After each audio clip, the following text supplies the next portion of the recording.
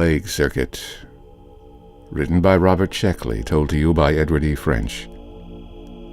Inexperienced travelers usually try to materialize in perfect concealment.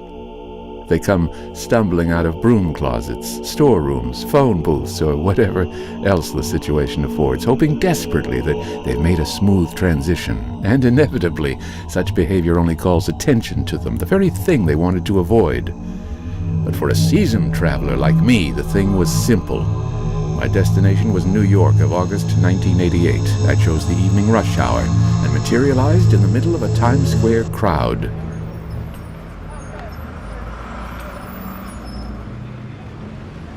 It calls for a certain knack, of course. You can't just appear. You have to be moving as soon as you materialize, head slightly bent and shoulders hunched, a glassy look in your eye. That way no one notices you. I made it perfectly, suitcase in hand, and hurried into a downtown local. I exited in Sheridan Square and walked to Washington Square Park. The location I picked for myself was near a large cistern not far from the Washington Square Arch. I set down my suitcase and clapped my hands together briskly. Several people looked at me. I chanted, "Gather round, friends, gather round and hear the opportunity of a lifetime.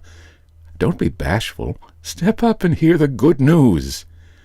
A small crowd began to form. A young man called out, "Hey, what you selling?" I smiled at him but did not answer. I wasn't going into my pitch until I had a fair-sized audience. I continued my patter. "Come close, friends. Come close and hear the big news. This is what you've been waiting for, friends. The great opportunity. The last chance. Don't let it pass you by." Soon I had collected about 30 people. I decided that was enough for a start. "Good citizens of New York," I said, "I wish to speak to you about the strange disease which has suddenly come into your lives, the epidemic popularly called the Blue Plague. All of you must know by now that there is no cure for this wholesale killer. I realize that your doctors continue to assure you that the research is progressing, that a breakthrough can be expected momentarily, that a method of treatment will infallibly be discovered soon.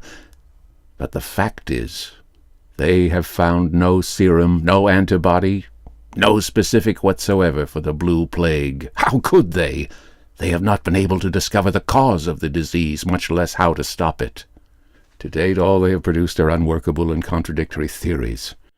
Due to the rapid spread, extreme virulence, and unknown properties of the disease, we must anticipate that the doctors will be unable to produce a cure in time to assist you, the afflicted.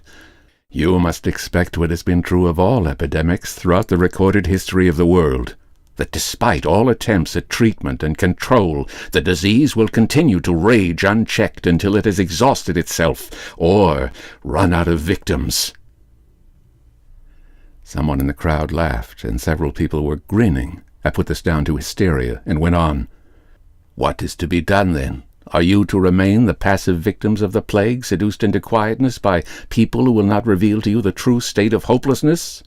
Or will you consent to try something new, something that comes without the seal of approval of a discredited politico-medical authority?"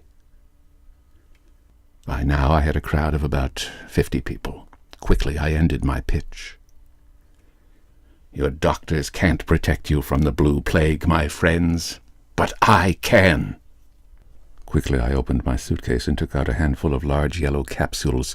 "This is the drug that will conquer the Blue Plague, my friends." There is no time to explain how I came by it or how it works, nor will I engage in scientific double-talk. But I will give you concrete proof instead. The crowd became silent and attentive. Now I knew I had them. "As proof," I shouted, "bring me a diseased person. Bring me 10. If there is still life in them, I undertake to cure them within seconds of their swallowing this capsule. Bring them up here, friends. I will cure any man, woman, or child suffering from the Blue Plague." The silence held for a second more. Then the crowd broke into laughter and applause. Astonished, I listened to the comments on all sides of me. "College stunt? He's kind of old to be a hippie. I bet he's doing it for some TV show. Hey, mister, what's the gag?" I was too shocked to attempt an answer. I simply stood there with my suitcase at my feet and the capsules in my hand. I hadn't made a single sale in this plague city. I couldn't even give my drugs away. It was unthinkable. crowd dispersed, all except for one girl. "What kind of stunt is this?" she asked me. "Stunt?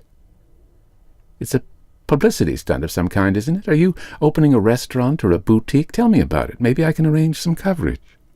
I put the handful of capsules into my jacket pocket. The girl said, "Look, I work on a village newspaper. We go for weird put-ons. Tell me about it." She was quite a pretty girl. I judged her to be in her mid-20s, slender, brown-haired and brown-eyed. Her self-confidence struck me as pathetic. "This is no trick," I told her. "If you people haven't the sense to take precautions against the plague—" "What plague?" she asked me. "The blue plague, the plague that's sweeping through New York." "Look, pal," she said, "there's no plague in New York, not blue, black, yellow, or any other kind. Now just what is this stunt of yours, really?" "No plague?" I asked her. "Are you sure?" "I'm positive." "Perhaps they're concealing it from the people," I said, "though that would be difficult. 5,000 to 10,000 deaths a day couldn't be kept out of the newspapers. This is August 1988, isn't it?" "Yes." "Hey," she said, "you look a little pale. Are you feeling all right?" "I'm fine," I said, although I wasn't. "Maybe you'd better sit down." She walked with me to a park bench. It had suddenly struck me that perhaps I had gotten the year wrong. Perhaps the company had actually meant 1990 or 1998. If that was true, I had cost them a good deal in time travel fees, and had possibly invalidated my peddler's license by trying to sell drugs in a non-disaster area.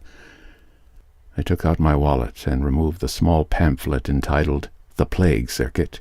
This pamphlet lists all the great plague years, type of plague, percentage of population killed, and other pertinent data. With considerable relief, I saw that I was in the right place at the right time.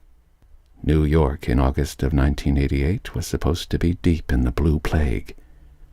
"The Plague Circuit?" she asked, reading over my shoulder. "What is that?" I should have moved away from her. I should even have dematerialized. The company has strict rules about salesmen giving out anything but the information we're taught to give out in the training course. But now I didn't care. Suddenly I wanted to talk to this pretty, bright-haired girl in her quaint clothing, sitting in the sunshine with me in a doomed city. "The Plague Circuit," I said, "is a list of the years and places that have had major plagues, or will have them, like the Great Plague at Constantinople in 1346. Or the London Plague of 1664. I suppose you were at those." "Yes, I was sent by my company, Temporal Medical Services. Among other things, we're licensed to sell drugs in disaster areas." "Then you're from some place in the future, where they have time travel?" "Yes." "That's wonderful," she said. "You go around peddling pills in disaster areas. Really, you don't look like the sort of person who makes a living out of other people's misery." She didn't know the half of it, and I wasn't going to tell her. It's necessary work," I said. "Anyhow," she said, "you've overlooked the fact that there's no plague here." "Something must have gone wrong," I said. "I have an advance man who's supposed to scout these things out for me. Maybe he got lost in the time stream or something." She was enjoying herself. For my part, I found the whole thing ghastly. This girl, unless she was one of the fortunate few, would not survive the plague. But I found it fascinating to talk to her. This was the first time I had ever had a conversation with a plague victim. She said, "Well, it's been nice talking to you. Frankly, I don't know if I can use your story." "I'd prefer you didn't." I took a handful of capsules from my pocket. "Please, take these." "Oh, really, now?" "I'm serious. They're for you and your family. Please keep them. They'll be useful. You'll see." "All right. Thank you very much. Happy time traveling." I watched her walk away. As she turned a corner, I thought I saw her drop the capsules, but I couldn't be sure. I sat down on a park bench and waited. It was close to midnight before George came. Furiously, I said, "What happened? I made a damned fool of myself. There isn't any plague here." Take it easy, George said. I'd expected to be here a week ago, but the company got a government directive to cancel everything for 1 year. Then they were told to cancel the cancellation and proceed as planned. Why didn't anyone tell me about the delay? I asked. You should have been notified, but everything became confused. I'm really sorry.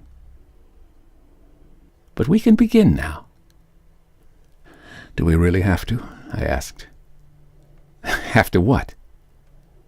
You know, I said. He stared at me. What's the matter with you? You weren't like this in London. But that was in 1664. This is 1988. It's closer to our own time, and these people seem more human. I hope you haven't been fraternizing, George said. Of course not. All right, George said. I know that this work can get emotionally distasteful, but you have to have a realistic view. The census board gave them plenty of chances. It gave them the hydrogen bomb, but they didn't use it on each other. And the board gave them all the means for a really big bacteriological war, but they didn't use that either. And the board also gave them all the information they needed to curb population growth voluntarily, but they couldn't bring themselves to use any of it.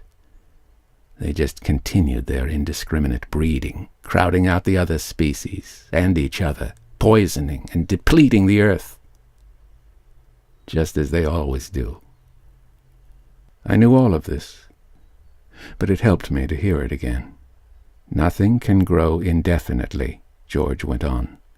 All living things must be subject to control.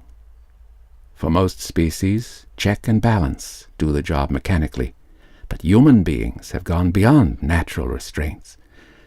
They have to do the job for themselves. If they can't or won't, then somebody has to do it for them. Suddenly George looked tired and troubled. But humans never see the necessity of thinning themselves out, he said. They never learn. That's why our plagues are necessary. All right, I said, let's get on with it. About 20% of them will survive this one, George said. I think he was trying to reassure himself. He took a flat silver flask out of his pocket. He unstopped it. He walked over and poured its contents into a sewer. A sewer. That's that. You can start selling your pills within a week.